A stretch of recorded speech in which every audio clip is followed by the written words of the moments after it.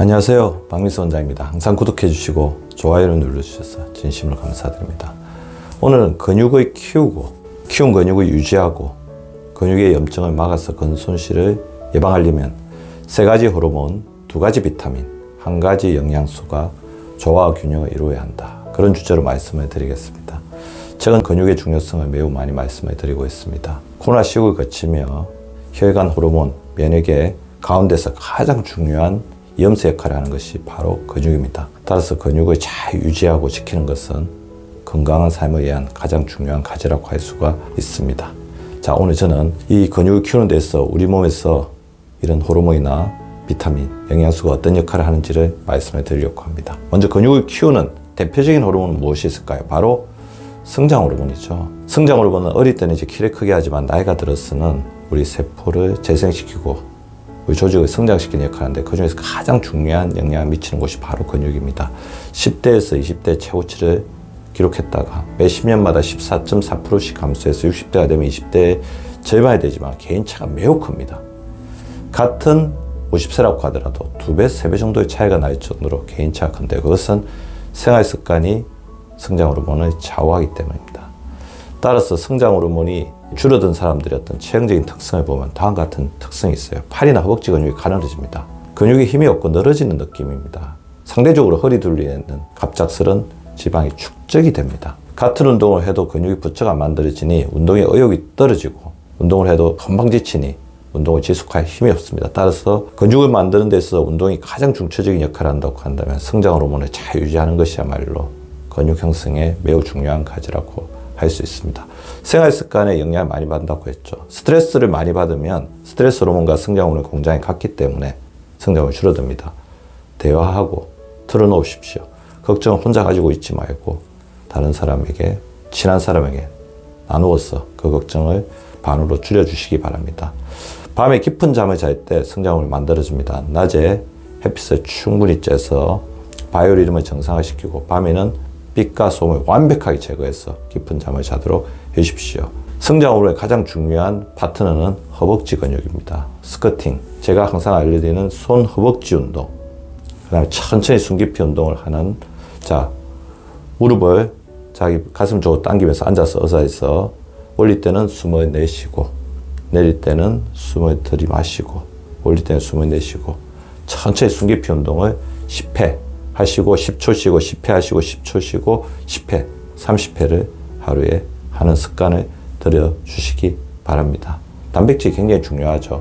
단백질은 근육의 재료이기도 하지만 성장 호르몬의 재료이기도 합니다. 따라서 우리가 단백질을 충분히 섭취하는 것은 매우 중요한데요. 아미노산의 섭취를 꾸준히 했더니 성장 호르몬이 8배나 상승했다는 연구 결과도 있었습니다. 아르기닌, 특히 요즘에 주목받는 영양소이죠. 아르기닌이 풍부한 영양소가 성장 호르몬 형성에 도움을 줄 수가 있습니다. 그래서 저 같은 경우는 달걀, 호박씨, 견과류를 간식으로 해서 틈틈이 섭취를 하고 있습니다. 근육을 키우는 2번째 비타민은 바로 비타민 B입니다. 비타민 B1, 비타민 B12, 비타민 D의 섭취가 떨어질 경우 근육 형성에 장애를 준다는 연구 결과가 있는데요. 특히 비타민 B는 바디 앤드 브레인 비타민이라고 제가 칭할 정도로 우리 몸에 있는 뇌와 근육의 형성에 중추적인 역할을 합니다. 따라서 비타민 B의 충분한 섭취에 노력을 해주셔야 되는데요.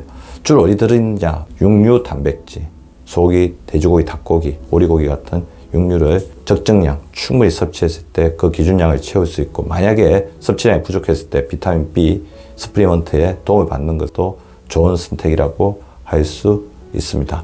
자, 근육을 유지해야 되죠. 만들어진 근육을 잘 유지를 해서 근육이 제 기능을 하도록 해야지 근육은 점점 성장이 됩니다. 근육의 유지에 가장 중요한 역할을 하는 호르몬은 무엇일까요?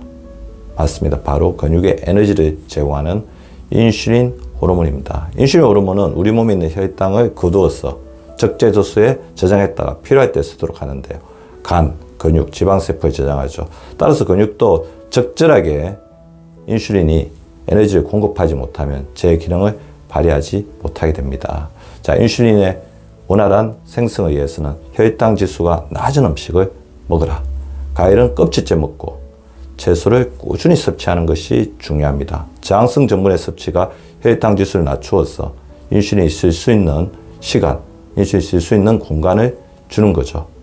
자, 혈당 지수 낮은 음식을 잘 골라서 먹는 것도 중요하지만 우리 식탁에서 그것을 바로 실천할 수 있죠. 제가 항상 말씀드리는 거꾸로 식사법입니다. 혈당 지수가 상대적으로 높은 쌀밥 대신에 채소나 비채소의 비중을 늘리는 거죠. 따라서 밥, 반찬 이렇게 드시지 말고 채소, 단백질, 밥, 채소, 고기, 밥, 채소, 생선, 밥 이렇게 하면서 비탄수화물의 비율을 2, 탄수화물 비율을 1로 줄이면 우리가 크게 의도적으로 노력하거나 신경을 쓰지 않아도 인슐린의 기능을 도와줄 수 있는 훌륭한 식사법이 될 수 있습니다. 따라서 거꾸로 식사법을 잘 실천해 주시기 바라고요. 자, 운동을 하려면 식후 30분에 운동을 해주어서 인슐린을 도와주는 것이 중요합니다. 그 다음에 근육을 유지하는 두 번째 비타민은 바로 비타민이자 호르몬인 비타민 D입니다. 저는 근육과 혈관을 지키는 방어 호르몬으로 비타민 D를 칭하고 있죠. 그래서 디펜스 호르몬, 즉 혈관 속에 있는 나쁜 콜레스테롤, 중성지방을 떨어뜨려서 혈관의 청정성을 유지하고 근육의 기능을 상승시키는 역할을 하는 것이 바로 비타민 D입니다. 근육과 혈관을 동시에 지켜주는 역할을 하죠. 일부 연구에서 비타민 D 섭취로 인해서 근력의 향상을 기대할 수 있다. 그런 연구 결과가 있는 것만큼 비타민 D 자체는 우리 근육의 양뿐만 아니라 근육의 질에도 좋은 영향을 미치게 됩니다.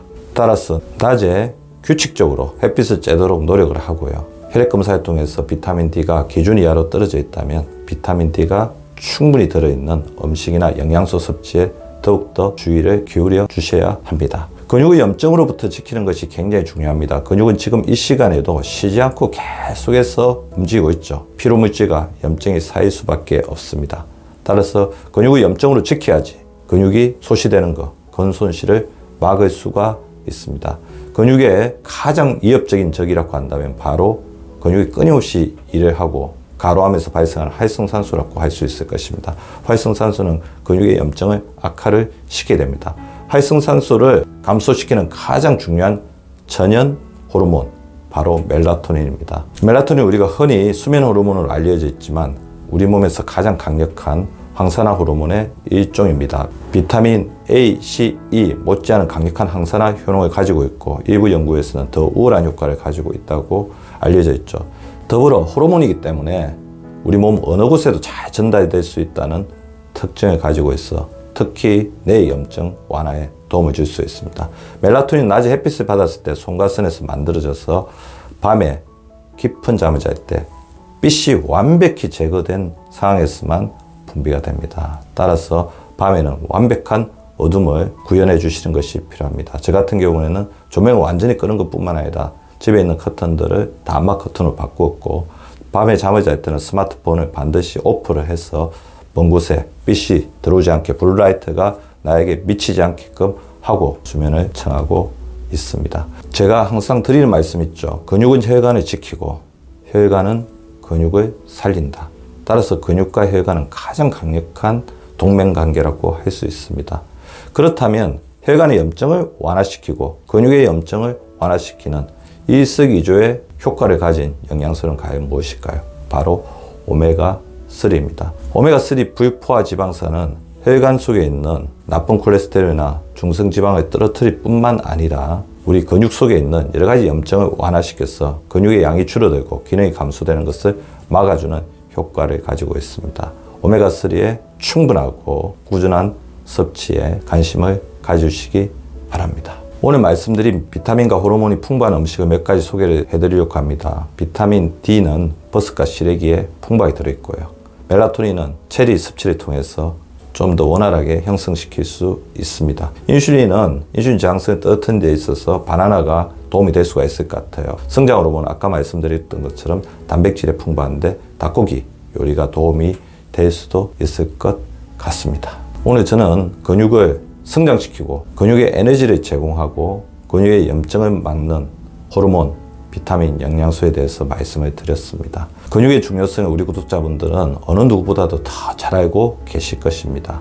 생활 속에서 근육을 항상 아끼고 근육에 항상 애정을 주는 생활을 하다 보면 그것 자체가 건강으로 가는 지름길이 될 것입니다. 우리 구독자분들의 근육 건강을 위해서 오늘도 화이팅을 외쳐봅니다. 시청해 주셔서 감사드립니다. 구독과 좋아요는 박미수 박사 TV를 지속시키는 생명력입니다. 많이 구독해 주시고 좋아요를 눌러 주시기 바랍니다. 항상 감사드립니다.